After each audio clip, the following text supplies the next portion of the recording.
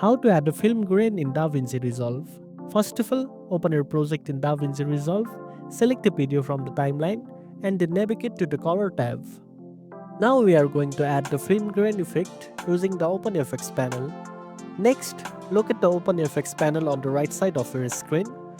You can search for film grain in the search bar or scroll through the list of effects. Once you find the film grain effect, simply drag and drop it onto your clip in the timeline. After applying the effect, you'll notice some default settings. To customize it, head over to the settings panel where you can adjust the intensity and size of the grain. You can play around with the settings until you get the look you desire. You can also change the type of grain to suit the style of your project. For a more realistic look, consider adjusting the grain in relation to the clip's exposure, making it subtle but impactful. Don't forget to preview your video to ensure the effect matches the overall tone and feel of your project. And that's it.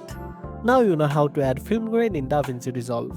If you found this video helpful, don't forget to like, share and subscribe for more tech tips. Thanks for watching and I'll see you in the next one.